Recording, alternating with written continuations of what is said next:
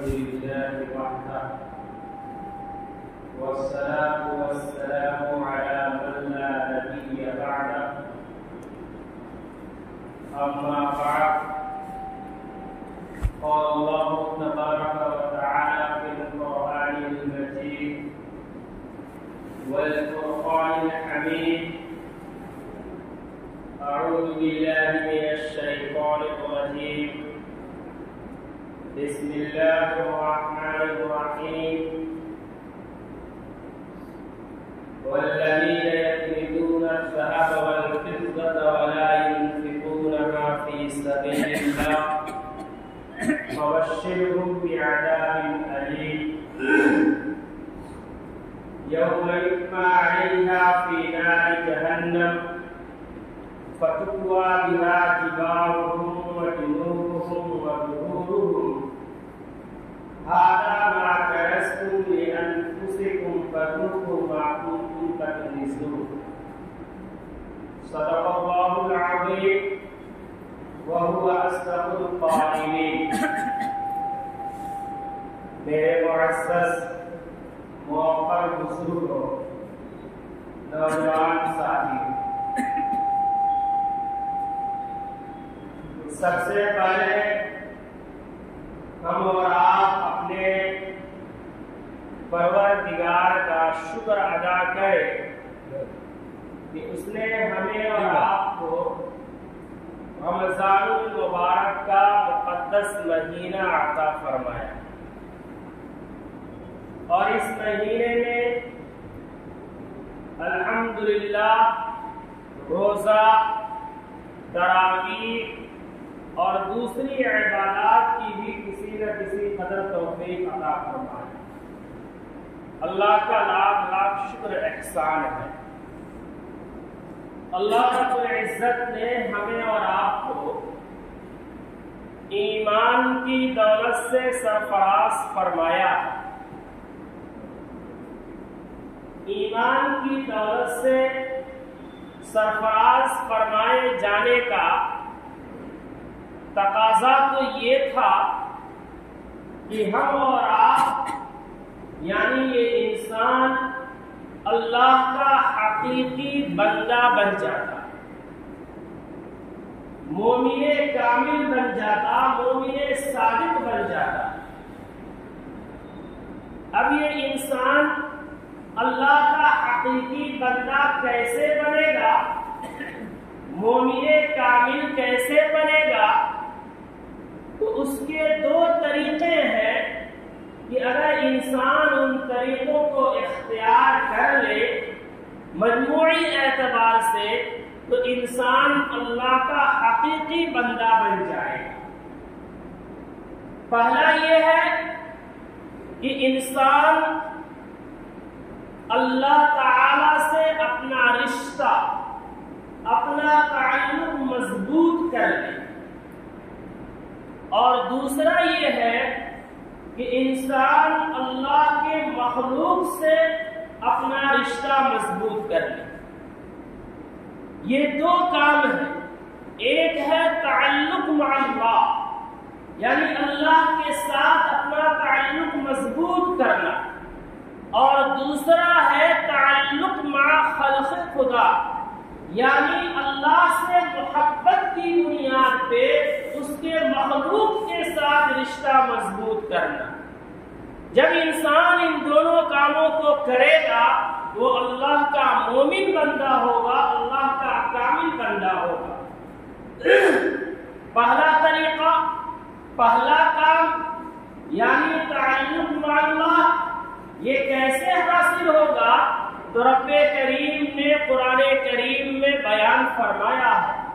کیا کہا ہے کہ واسجد واقترب، کہ اللہ نے فرمایا ہے کہ اے انسانوں اگر تم میرے قریب آنا چاہتے ہو، اے انسانوں تم میرے مقربین میں شامل ہونا چاہتے ہو، تم یہ چاہتے ہو کہ کل تمہارا حشر فرعون و حامان کے ساتھ نہ ہو، قارون و نمرود کے ساتھ نہ ہو، بلکہ انبیاء کے ساتھ ہو، اولیاء کے ساتھ ہو، میرے نیک بندے صلحاء کے ساتھ ہو، تو فسجد، تم میرا سجدہ کرو، یعنی نماز کا اہتمام کرو۔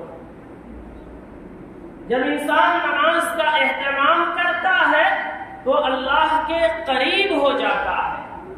تو پہلی چیز یعنی تعلق مع اللہ، اللہ سے اپنا رشتہ مضبوط کرنا، یہ حاصل ہوگا نماز کے ذریعے سے، اللہ کے سامنے سر سجود ہونے کے ذریعے سے۔ اور دوسری چیز تعلق مع خلق خدا، کہ اللہ کے مخلوق کے ساتھ انسان کا تعلق مضبوط ہوگا۔ یہ چیز کیسے حاصل ہوگی؟ تو یہ چیز حاصل ہوگی انفاق فی سبیل اللہ کے ذریعے سے، یعنی اللہ کے حکموں کے مطابق اپنے مالوں کا استعمال کرنے کے ذریعے سے، یعنی اللہ کے بندوں کے حقوق ادا کرنے کے ذریعے سے، اپنے مالوں سے زکات، اپنے مالوں سے صدقات، اپنے مالوں سے خیرات، اپنے مالوں سے غربا کے حقوق، مساکین کے حقوق، پڑوسیوں کے حقوق، اللہ کے دینی مراکز کے حقوق، اہل اللہ کے حقوق ادا کرنے کے ذریعے سے دوسری چیز یعنی تعلق مع خلق خدا کی نعمت حاصل ہوگی۔ نماز اور انفاق، ان دونوں کے درمیان جو رشتہ ہے، جو تعلق ہے، وہ انتہائی مضبوط تعلق ہے۔ یہی وجہ ہے کہ قرآن مقدس میں اللہ رب العزت نے 32 جگہوں پہ دونوں کو ایک ساتھ ذکر کیا ہے۔ مختلف جگہ مختلف انداز سے اللہ نے بیان کیا ہے۔ ایک جگہ اللہ فرماتا ہے کہ اقیموا الصلاۃ وآتوا الزکاۃ واقرضوا اللہ قرضا حسنا۔ یہ اللہ کہتا ہے کہ اے ایمان والو، اے وہ لوگ جو اپنے آپ کو مومن کہتے ہیں، جو اپنا نام اسلامی نام رکھتے ہیں، جو اپنی شناخت اسلامی شناخت رکھتے ہیں، تم کان کھول کے سن لو، تم نماز ادا کرو، تم زکات ادا کرو، وَأَقْرِضُوا اللَّهَ قَرْضًا حَسَنًا، اور اللہ کو قرض حسنہ دیا کرو۔ ہم اور آپ ذرا غور کرنے کی کوشش کریں، اللہ نے ہمیں عقلیں دی ہے، شعور دیا ہے، ہم ان عقلوں کا استعمال دنیاوی معاملات میں کرتے ہیں، یقیناً کرنا چاہیے۔ ذرا یہاں بھی ہم اور آپ سوچنے کی کوشش کریں کہ اللہ ہم سے آپ سے قرض کیوں مانگ رہا، جبکہ اللہ بے نیاز ہے۔ اللہ الصمد لم یلد ولم یولد ولم یکن لہ کفوا احد، کہ اللہ بے نیاز ہے، نہ اللہ کا کوئی ماں باپ ہے، نہ اللہ کی کوئی اولاد ہے، نہ اللہ کا کوئی کفو اور رشتہ دار ہے۔ یعنی جب اللہ مکمل بے نیاز ہے تو پھر رب اپنے بندوں سے کیوں کہہ رہا ہے کہ تم ہمیں قرض دیا کرو؟ تو اللہ نے اس کی آگے وضاحت بھی فرمائی ہے کہ اللہ جو قرض مانگتا ہے اس قرض کا مطلب یہ ہے کہ اللہ یہ کہہ رہا ہے اپنے بندوں سے کہ اے بندو، میں نے تمہیں اپنی جانب سے مالوں کی نعمت عطا کی ہے، تمہیں غریب نہیں بنایا، تمہیں مسکین نہیں بنایا، تمہیں فقیر نہیں بنایا، تمہیں نعمت عطا کی ہے تو تم میرے نام پہ میرے غریب بندوں کی مدد کرو، میرے یتیم بندوں کی مدد کرو، ان لوگوں کی مدد کرو جو قرضوں کے بوجھ میں دب کر کے خودکشیاں کرنے پہ مجبور ہوتے ہیں، ان لوگوں کی مدد کرو جو تمہارے پڑوس کے اندر رہتے ہیں، تم عمدہ غذائیں کھاتے ہو لیکن انہیں کھانے کو ایک سوکھا لقمہ بھی میسر نہیں ہوتا۔ یہ ہے اللہ کا قرض۔ یہ قرض اگر انسان اللہ کو دیتا ہے تو کیا ملے گا؟ رب نے بیان فرمایا کہ تجدوہ عند اللہ، جو تم خرچ کرو گے، جو قرض ہمیں عطا کرو گے، وہ کل قیامت کے میدان میں میرے پاس ایک ذخیرہ پاؤ گے، اس کا بہتر بدلہ پاؤ گے۔ اللہ نے ایک جگہ قرآن کریم میں مومن کامل کی صفات بیان کرتے ہوئے بیان فرمایا کہ والذین فی اموالہم حق معلوم للسائل والمحروم. یہ اللہ کہتا ہے کہ ہمارے نیک بندوں کی صفات یہ ہے، ان کی شان یہ ہے کہ وہ اپنے مالوں میں ایک حق نکالتے ہیں، جو حق ہم نے متعین کی ہے، یعنی زکوٰۃ، صدقات، غربا کے حقوق، تو وہ حق کو نکالتے ہیں اور نکالنے کے بعد کیا کرتے ہیں؟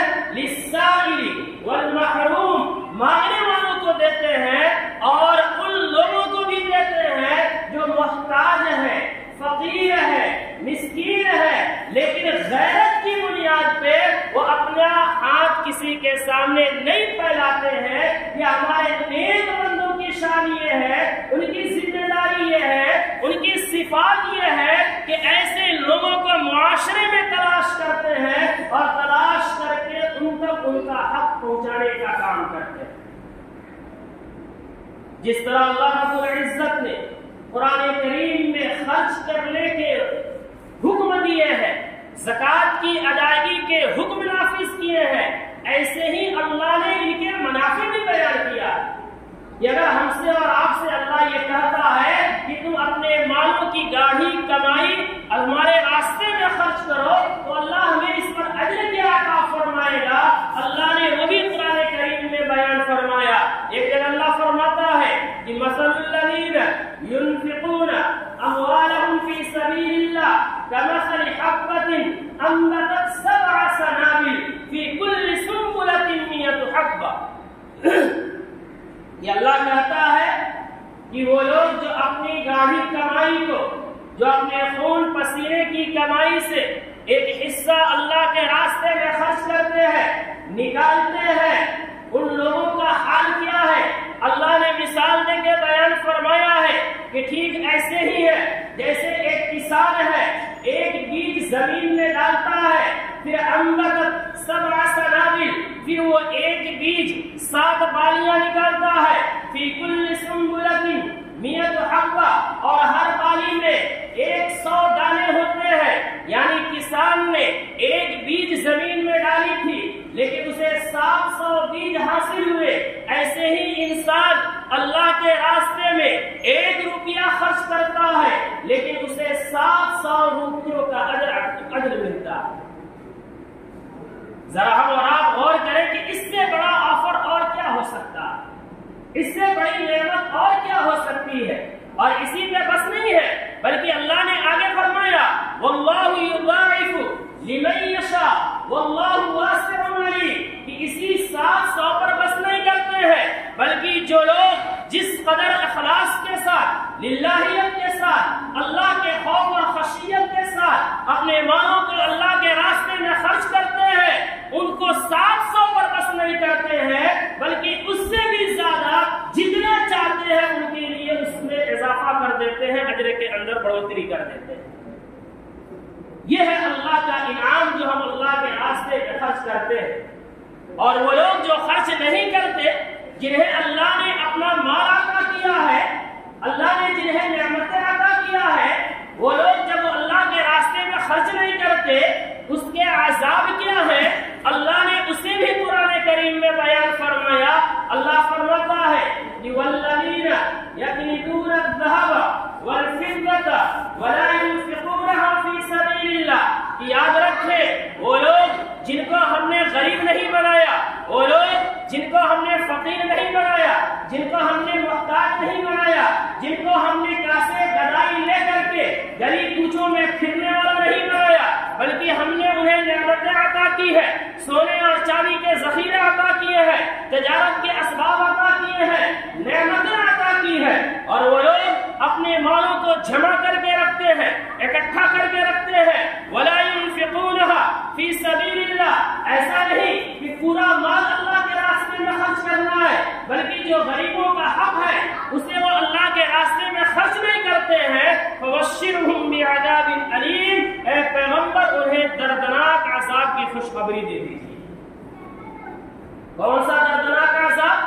اگلی آیت میں اللہ نے اسے بھی بیان فرمایا کہ یوم یحمى علیہا في نار جهنم فتكوى بها جباههم وجنوبهم وظهورهم هذا ما كنزتم لأنفسكم فذوقوا ما كنتم تكنزون. انسان دنیا میں غریبوں کا حق لے کے کھاتا رہے، نعمتوں کا صحیح استعمال نہ کرتا رہے اور یہ سوچتا ہے کہ کوئی پوچھنے والا نہیں ہے، لیکن کل قیامت کے میدان میں ان مالوں کو جس میں سے زکات نہ دیا گیا، جس میں سے غریبوں کا حق ادا نہیں کیا، جنہوں نے اپنے مالوں سے زکات دے دیا، وہ مال پاک ہو گیا، وہ مال صاف ہو گیا، وہ اللہ کی حفاظت میں چلا گیا، وہ اللہ کی نگرانی میں چلا گیا.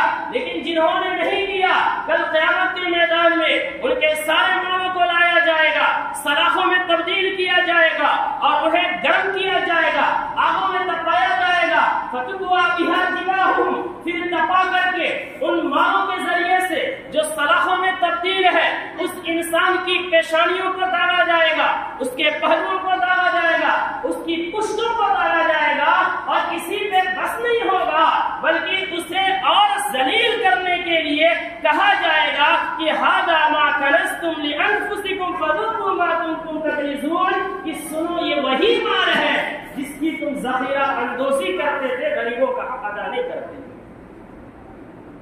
اس لیے میرے معزز بزرگوں، اللہ کا ہم اور آپ شکر ادا کریں کہ رب کریم نے ہمیں دینے والا بنایا ہے، رب کریم ہمیں لینے والا نہیں بنایا ہے. اللہ کی دی ہوئی یہ نعمتیں ہیں، تلک الایام نداولها بین الناس، یہ اللہ کی مرضی ہے. آج ہمیں دیتا ہے، کل ہم سے لے کر کے ان کو دیتا ہے، آج ان کو دیا ہے، ان سے لے کر کے فلاں کو دیتا ہے.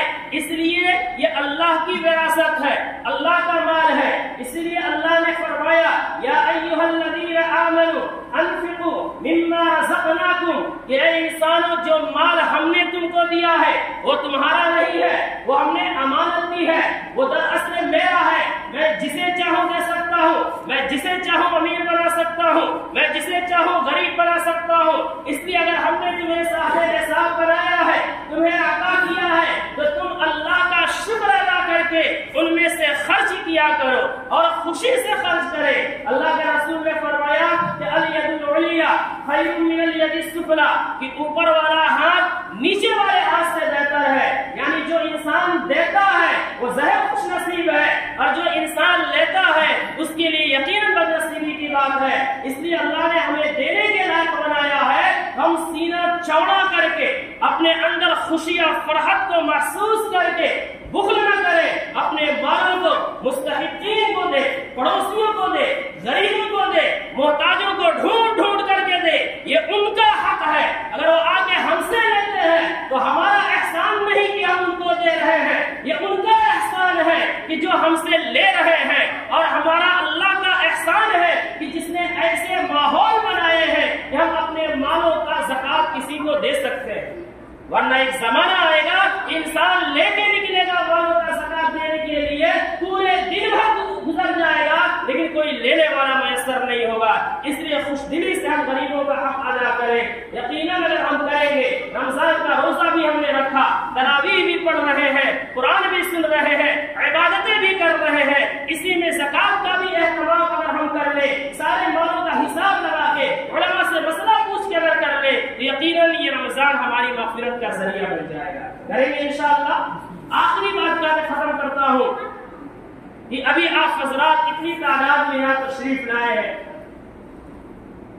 ہمارے معاشرے کا ایک ماحول ہے کہ ہم وقت دیکھ کر کے جمعہ کے دن مسجد میں جاتے ہیں، اور دنوں میں تو بہت کم ہی لوگ ہیں جن کو توفیق ہوتی ہے، لیکن جمعہ میں اکثر مسلمانوں کو توفیق ملتی ہے تو اس میں بھی ہم وقت دیکھ کر کے مسجد پہنچتے ہیں کہ جماعت کتنے بجے ہوگی، ہم اتنے دیر پہنچے. یہ بڑی بد نصیبی کی بات ہے. ہمارے دوستوں کے ساتھ گھنٹوں گزر جاتا ہے، پورا دن گزر جاتا ہے، ہمیں اس کا احساس نہیں ہوتا. لیکن اللہ کے دربار میں جب ہمیں آنا ہو، دنیا کی سب سے مقدس جگہ احب البلاد الی اللہ مساجدها، مساجد ہے، جب وہاں آنا ہو، اپنے رب سے باتیں کرنے کے لیے آنا ہو، اپنے خالق کا سامنا کرنے کے لیے آنا ہو، تو ہماری اور آپ کی بڑی بدنصیبی ہے کہ ہم گھڑی دیکھ کر کے مسجد میں آتے ہیں کہ 5 منٹ پہلے چلیں گے کی فضیلت تو ذرا دیکھیے اور اس کی تاکید تو دیکھیے کہ اس کی فضیلت پہ پوری ایک سورت اللہ نے 2 صفحہ کی نازل فرمائی ہے 28 پارے کے 36 پارے کے 28 پارے کے اللہ نے فرمایا یا ایھا الذین آمنوا اذا نودی للصلاۃ من یوم الجمعۃ فاسعوا الی ذکر اللہ۔ آپ اس کو سمجھنے کی کوشش کریں اللہ کیا کہتا ہے۔ اللہ کہتا ہے کہ اے ایمان والو، جب تمہارے کانوں میں مؤذن کی آواز پہنچ جائے، جب تمہارے کانوں میں ندا جمعہ کے دن پہنچ جائے تو تم فاسعوا الی ذکر اللہ، تم نماز کی طرف دوڑ پڑو، تم مسجد کی طرف دوڑ پڑو اور اپنی تجارت کو چھوڑ دو۔ ذرا دیکھیے کتنی تاکیدی حکم ہے۔ جمعہ کی اذان کے بعد اگر ہم کاروبار کرتے ہیں تو فقہائے کرام نے اس آیت کی روشنی میں اس کو حرام قرار دیا ہے۔ جمعہ کی اذان کے بعد کوئی بھی دنیا کا کام کرتے ہیں تو فقہا نے اسے حرام قرار دیا ہے، اس لیے کہ اللہ تاکید کے ساتھ کہتا ہے کہ جب تمہارے کان میں مؤذن کی اذان آئے سارے کاروبار کو چھوڑ دو اور مسجد کی طرف جاؤ، اللہ کی طرف جاؤ۔ اور پھر آگے اللہ نے کہا کہ جب نماز پڑھ لو تو پھر اپنی روزی روٹی کی تلاش میں نکل جاؤ۔ بتائیے اتنا بہتر سسٹم اور نظام کون دے سکتا ہے؟ لیکن پھر بھی ہمیں اور آپ کو اس کی قدر نہیں۔ اس لیے میری گزارش ہے کہ کم سے کم جمعہ کو جو ہم آتے ہیں اذان ہوتے ہی آئے، تاکہ دین کی جو باتیں ہو، ایمان کی جو باتیں ہو، پورے ہفتے میں ایک دن کم سے کم ہم سنتے ہیں تو اس کو تو صحیح سے سن لیں، تاکہ ہفتے بھر اس کا اثر ہمارے گھروں میں، ہمارے دلوں میں محسوس ہو اور اس کے مطابق ہم زندگی گزارے۔ انشاءاللہ اس کا بھی اہتمام ہم اور آپ کریں گے۔ اللہ ہمیں اور آپ کو کہنے سننے زیادہ عمل کی توفیق عطا فرمائے۔ وآخر دعوانا الحمد للہ رب العالمین۔